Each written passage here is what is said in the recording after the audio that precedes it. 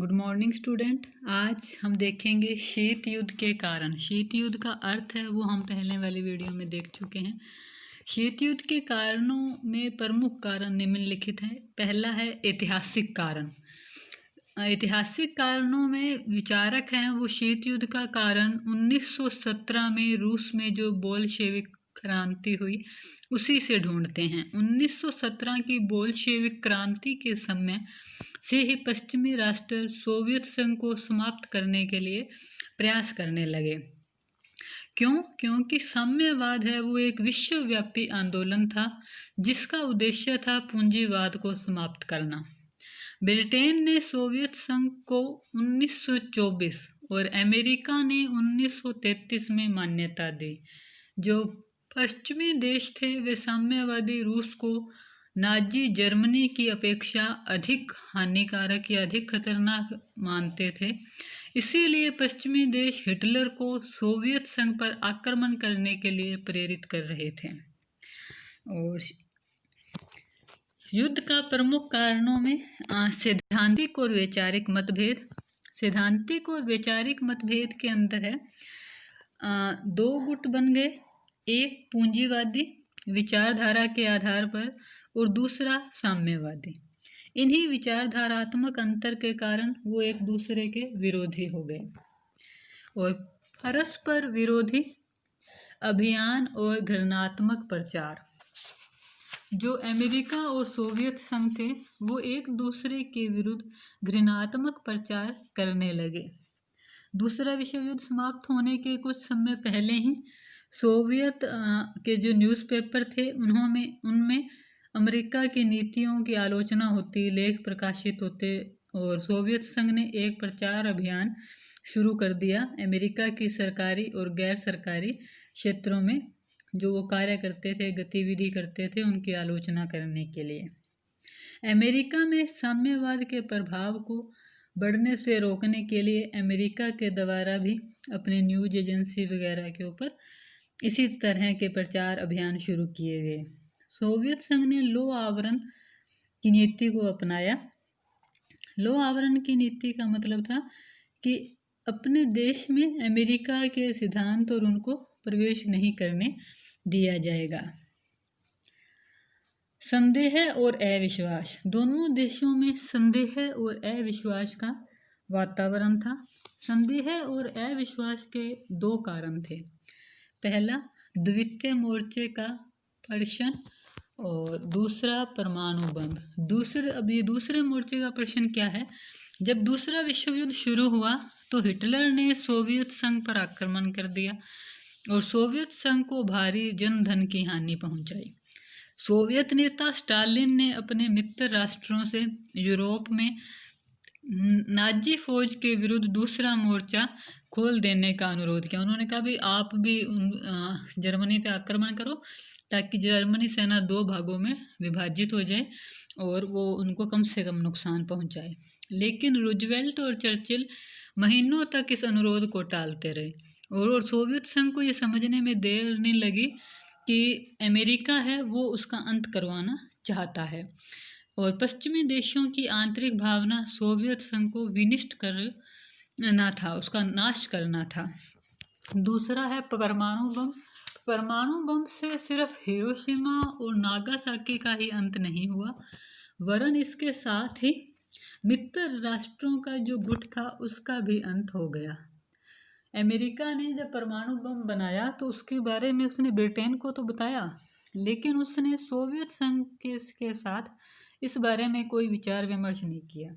तो जब सोवियत संघ को परमाणु विस्फोट के बारे में पता चला तो उन्होंने इसका विरोध किया और उनको इसका ज़बरदस्त सदमा पहुंचा और सोवियत संघ ने इसे अपने साथ विश्वासघात मान लिया।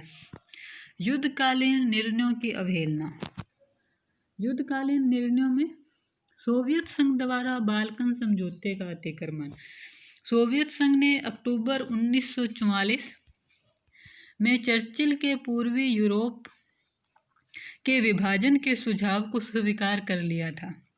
इसमें ये निश्चित किया गया था कि सोवियत संघ का बल्गारिया और रोमानिया में प्रभाव स्वीकार किया जाए और यही स्थिति यूनान में ब्रिटेन की स्वीकार की जाए। हंगरी, यूगोस्लाविया में दोनों का बराबर प्रभाव माना जाए। लेकिन युद्ध की समाप्ति के बाद इन देशों में बाल्कन समझौते की उपेक्षा करते हुए सोवियत संघ ने साम्यवादी दलों को खुलकर सहायता दी और वहां सर्वहारा की तानाशाही स्थापित कर दी। इससे पश्चिमी देशों का नाराज हो जाना स्वाभाविक था। एक तो बाल्कन देशों में सोवियत संघ ने अपनी साम्यवादी सरकार की स्थापना करवा ली। बाल्कन प्रदेशों में जैसे रोमानिया, बुल्गारिया और ये शामिल थे। और दूसरा, ईरान में सोवियत सेना का ना हटाना। दूसरे युद्ध के दौरान सोवियत संघ ने ब्रिटेन की सहमति से उत्तरी ईरान पर अधिकार किया था। यद्यपि युद्ध की समाप्ति के बाद एंग्लो अमेरिकी सेना तो दक्षिण ईरान से हटा ली गई, पर सोवियत संघ ने अपनी सेना हटाने से इनकार कर दिया। संयुक्त राष्ट्र संघ के दबाव के बाद सोवियत संघ ने बाद में वहां से अपनी सेना हटाई, जिसके कारण भी पश्चिमी देश सोवियत संघ से नाराज थे। विभिन्न प्रदेशों पर प्रभुत्व स्थापित करने का प्रयत्न। सोवियत संघ ने यूनान में हस्तक्षेप किया 1944 में। 1944 में एक समझौते के बाद यूनान ब्रिटेन के अधिकार पत्रों में स्वीकार कर लिया गया था और द्वितीय महायुद्ध में ब्रिटेन की स्थिति बहुत कमज़ोर हो गई थी, जिससे ब्रिटेन की स्थिति कमज़ोर हो गई थी, जिसके परिणाम स्वरूप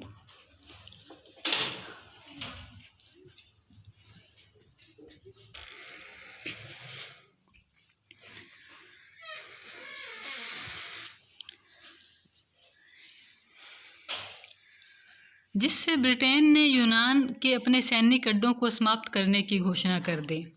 यूनान के शक्ति शून्य प्रदेशों को भरने के लिए पड़ोसी साम्यवादी देशों अल्बानिया, यूगोस्लाविया, बुल्गारिया द्वारा सोवियत संघ की प्रेरणा से यूनानी कम्युनिस्ट छापामारों को परंपरागत राजशाही शासन उखाड़ फेंकने के लिए सहायता दी गई, जिसके परिणाम स्वरूप र्यूमैन सिद्धांत, मार्शल योजना के तत्वाधान में अमेरिका का हस्तक्षेप किया जाना आवश्यक हो गया।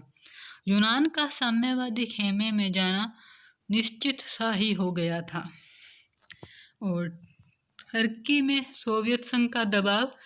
युद्ध के बाद सोवियत संघ ने टर्की के कुछ भूभाग और में अपने सैनिक अड्डे स्थापित किए, परंतु पश्चिमी राष्ट्रों ने उसका विरोध किया।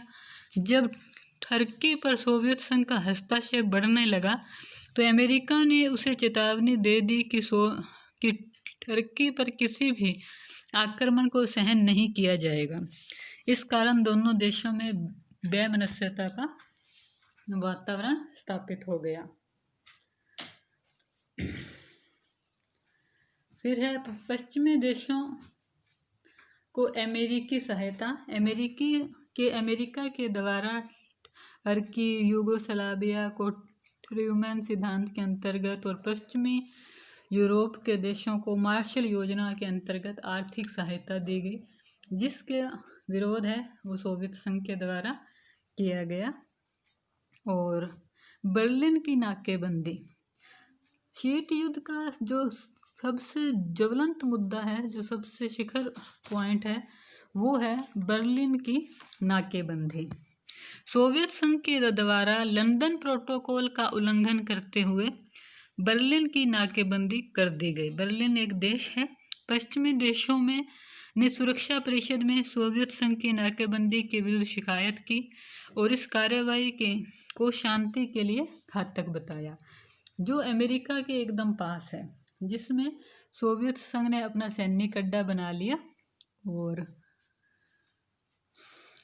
सोवियत संघ की लैंड लीज सहायता बंद किया जाना।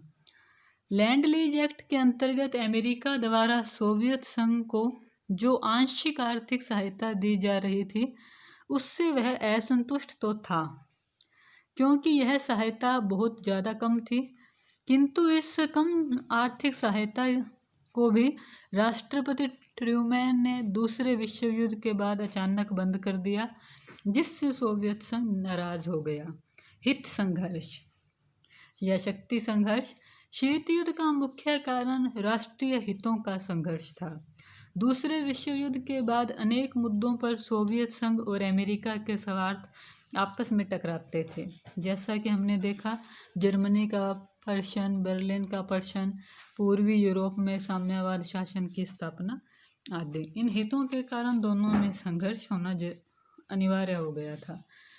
युद्धोत्तर उद्देश्यों में अंतर। अमेरिका और सोवियत संघ के युद्ध के बाद के जो उद्देश्य थे वो एक दूसरे से भिन्न थे। भविष्य में जर्मनी के विरुद्ध सुरक्षित रहने के लिए सोवियत संघ यूरोप के देशों को सोवियत प्रभाव क्षेत्र में लाना चाहता था। तो पश्चिमी देशों के मत में जर्मनी की पराजय से सोवियत संघ ने अत्यधिक शक्तिशाली हो जाने का भय था।